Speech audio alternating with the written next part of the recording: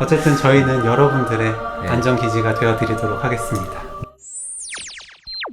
안녕하세요, 뇌부자리입니다. 안녕하세요. 지난 영상에서는 우울증으로 힘들어하시는 분들에게 혹은 정신적으로 힘들어하시는 분들에게 하면 안 되는 말 5가지 얘기를 해봤는데요. 오늘은 그렇게 힘들어하시는 분들에게 어떤 얘기를 하거나 어떤 태도를 취하면 좋을지에 대해서 얘기를 나눠보도록 하겠습니다. 이거 사실 처음에 환자분들 오실 때나 아니면 도중에 가족분들 혹은 뭐 룸메이트나 정말 친한 친구분들이 오셔가지고 물어보거든요. 제가 그쵸. 어떻게 해줘야 될지 모르겠다. 정말 도와주고 싶은데 혹시나 더 상처가 될까봐. 그래서 어떻게 해야 될까요? 많이들 물어보세요. 저부터 한번 얘기를 해볼게요. 가장 추천드리는 방법 1번은 그냥 들어주라.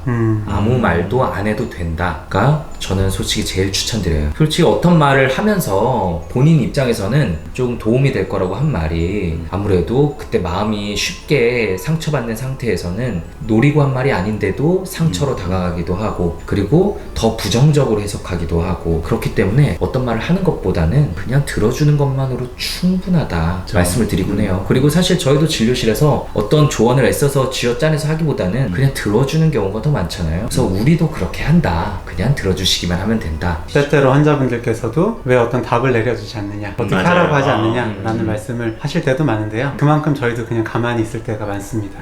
아무래도 우리 중에 가장 말없이 앉아 계실 분이 윤희우 선생님 느낌인데 맞아요. 저도 그래서 이 얘기 많이 듣거든요. 어떤 조언 해달라라고 말씀하시는 분도 있고 왜 아무 얘기도 안 하시냐 하면은 그때는 되게 당황해가지고 아직도 당황해요? 그리고 두 번째로 어떻게 하면 좋을지에 대한 얘기는요, 평가하지 않기입니다. 앞선 영상에서도 말씀드렸는데 이제 저는 지용이 형이 고통 배틀 굉장히 인상 깊은데요. 네가 힘든 거 내가 힘든 거 너 정도 힘든 건 아무것도 아니다. 이런 식으로 평가를 하지 않는 거죠. 그 사람이 얘기하는 거에 대해서. 그리고 그 사람이 혹은 잘못된 행동을 하고 있어요. 너무 힘들다 보니까 술을 너무 많이 마신다든지 어떤 쇼핑을 너무 많이 한다든지 이런 걸 할 때 일방적으로 평가하고 비난하지 않는 겁니다. 사실은 본인도 그 행동을 하면서도 잘못된 행동을 하고 있다는 걸 아는 경우가 많아요. 그런데 오히려 야 네가 하는 거 잘못된 거야, 이렇게 하면 안 되는 거야 라는 식으로 비난을 하다 보면 오히려 더 움츠러들고요. 더 소외되다 보면 어떻겠어요? 더 술이나 이런 다른 행동에 더 빠질 수밖에 없잖아요. 그러면 뭐 그냥 내버려둬야 되냐? 그런 아마 의문이 드시는 분들이 있을 텐데 그런 말을 꺼내기 위해서는 그 사전 작업이 굉장히 많이 들어가야 그쵸, 되고 그쵸. 정말 조심스럽게 얘기를 부드럽게 꺼내야겠죠. 일단은 평가하지 말고 질문하시라고 합니다. 네가 뭐 힘들 때 어떻게 하는지, 그 행동에 대해서는 어떻게 생각하는지, 그 행동을 계속하면 이후에는 어떻게 될 것 같은지 이런 식으로 그냥 생각을 하게 조금 하고 이제 마음을 표현하게 하다 보면 자연스럽게 거기서 빠져나오실 수가 있게 되겠죠. 그 다음으로 세 번째인데요. 난 너의 편이다 라는 거를 표현해달라 이런 얘기를 해요. 마음의 어떤 고통, 정신적인 고통을 가지고 있는 분들 또는 우울증을 앓고 있는 분들이 가장 많이 갖고 있는 공통적인 것 중에 하나가 시큐어 베이스라고 해요. 안전기지, 내 심리적 마음을 안전기지. 안전한, 여기만큼은 정말 안전하다라고 생각할 수 있는 곳이 없는 경우가 많거든요. 겨우겨우 말을 조금 꺼냈다가 뭔가 비난을 받거나 아니면 내 행동에 대해서 막 평가를 받거나 이러면은 굉장히 좀 그게 더 움츠러들고 이 사람도 내가 안심하고 믿을 수 있는 사람이 아니구나 이런 생각을 갖게 되는데, 잘 들어주고 또 평가하지 않고 이런 것들을 계속 하는 그런 사람이 있으면 이 사람은 내가 되게 안전하구나 라는 생각을 조금씩 가지기 시작을 할 거예요. 그런 상황에서 적극적으로 들어주시던 분들이 너의 편이다, 너 얘기 잘 들어줄 거고 난 항상 너를 지지한다 이런 메시지를 계속 보내주면은 좀 더 그런 용기가 나고 아니면 이 사람과의 관계가 정말 안전할 것이다 이런 생각이 점점 커질 수 있을 거거든요. 항상 내 편이 누군가 있다라는 생각은 내가 정신적으로 정말 힘들 때도 쓰러지지 않게 하는 버팀목 같은 게 되죠. 보통 어릴 때 이제 친구들과 막 놀이터에서 싸웠다 울면서 집에 돌아가서 엄마가 있죠. 보통은. 그래서 거기서 마음의 위안을 얻고 그래도 내 편이 있구나, 내가 나를 사랑해주는 사람이 있구나 라고 용기를 얻고 다시 이제 집 밖으로 나올 수 있게 되는 건데, 꼭 사람인 경우가 대부분이긴 하지만 어떤 경우에는 어떤 그냥 특정한 장소일 수도 있고요. 혹은 애완동물에게서 이런 항상 내 편이구나 라는 위안감을 얻고 힘을 얻으시는 분들도 많이 있어요. 있어요. 뭐 영화 리틀 포레스트 보면은 그 어머니는 떠났지만 이미 그 자신이 예전에 살았던 그 장소 자체가 항상 내 편인, 그리고 나에게 좀 힘을 주는 공간이라서 힘들 때 거기 다시 돌아가서 이제 마음의 힘을 얻고 힘든 곳으로 다시 출발을 하잖아요. 그렇게 심리적 안전기지가 될 수 있도록 누군가에게 내가 네 편이다 라는 네. 말을 직접적으로 해주시면 정말 크게 도움이 될 것 같습니다. 줬으면 좋겠고, 네. 우울증 환자분들이 이 시큐어 베이스, 안전기지가 없는 경우가 굉장히 많습니다. 그러니까 사람에 대한 기본적인 신뢰도 부족하시고, 그것 때문에 더 우울증에 빠지기도 하는데요. 또 우울증의 주요 증상 중에 하나가 부정적인 생각이다 보니까 맞아요. 처음엔 사실 내가 네 편이야 라고 얘기를 해도 정말? 이라는 그럴 리가 없다 라는 생각이 드실 수도 있고, 내가 얘기한 게 잘 먹히지 않을 수도 있는데요, 반복적으로 얘기하다 보면 점점 믿게 되고 마음을 열게 될 겁니다. 포인트는 꾸준한 거가 네. 되겠죠. 안전기지 하니까 또 저희 셋이 그러게요. 네, 내 마음의 안전기지라는 1년이 넘었어요. 네. 프로그램 했던 게 기억이 또 나네요. 우리 남상미 씨 그립네요. 상미야, 잘 지내니? 연락 한번 해주세요. 네. 네, 우리 희우가 되게 수줍게 누나라고 불렀어요. 상미 누나라고. 그래서 깜짝 놀랐어요. 희우보다 누나였구나. 깜짝 놀랐었는데. 네. 갑자기 내 디스. 어쨌든 저희는 여러분들의 안전기지가 되어드리도록 하겠습니다.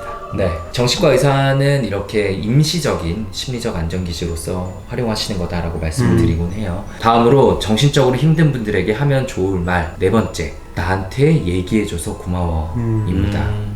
저희가 이전 영상에서도 말했고 이번 영상에서도 말했다시피 정신적으로 힘들어하시는 분들, 사람에게 상처를 받은 분들이 그 얘기를 누군가에게 다시 꺼내는 건, 내가 힘들다라는 얘기 꺼내는 건 굉장히 용기 내서 하는 거거든요. 혹시 얘가 나를 이상하게 보면 어쩌지? 앞으로 나를 안 만나면 어쩌지? 날 비난하면 어쩌지? 이런 두려움을 다 이겨내고 그래도 이 사람은 믿을만해 라고 힘들게 꺼낸 건데, 거기다가 차가운 반응을 보여주실 때 더 크게 상처로 돌아온 일이 있거든요. 근데 그럴 때 그냥 묵묵히 들어주시고, 정말 나한테 이런 얘기를 해줘서 고맙다, 왜냐하면 그렇게 힘든 너가 나를 믿으니까 얘기를 해준 거니까 라는 말을 건네줄 수 있으면 진심이 잘 전달될 수 있습니다. 그 감정을 표현하고 수용받는다는 그 경험을 하시는 건 정말 우울증 환자분들, 정신적으로 힘드신 분들에게 큰 도움이 되죠. 저도 진료실에서 이 말 사실 꽤 자주 해요. 그렇죠. 네. 저도 감사하다, 저한테 이렇게 얘기해줘서 고맙다, 아니면 오늘 또 와서 고맙다, 뭐 이런 이야기들. 문득 이 얘기하니까 저희 수련 받을 때 교수님 한 분이 생각났는데, 그분은 회진 도실 때마다 조금만 뭔가 얘기를 해주시면 정말 막 손을 잡고 악수를 하시고 감사합니다, 고맙습니다 맞아요. 이러면서 네. 인사하면서 다니는 분 네. 계셨잖아요. 진짜 보면서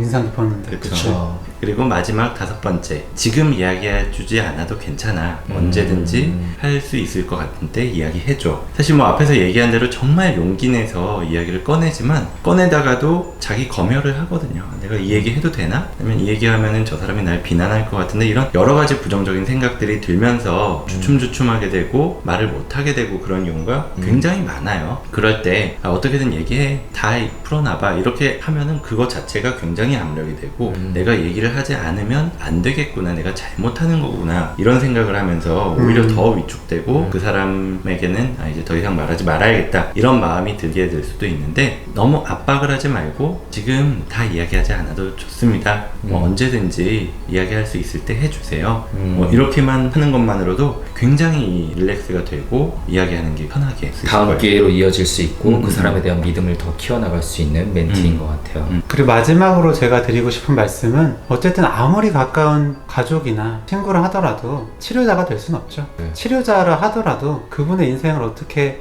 완전히 바꿔놓기는 어려워요. 그러다 보니까 너무 큰 부담감을 안 가지셨으면 좋겠다는 거. 그분이 좋아지기 위해서, 혹은 내가 뭘 해줬는데도 좋아지지 않았다고 해서 너무 힘들어하지 않으셨으면 좋겠습니다. 네, 저희 오늘 정신적으로 힘들어하시는 분들에게 해줄 수 있는 말, 해줄 수 있는 반응들에 대해서 얘기해봤는데요. 한번 쫙 정리해 볼게요. 첫 번째, 고개를 끄덕이고 가만히 들어주기.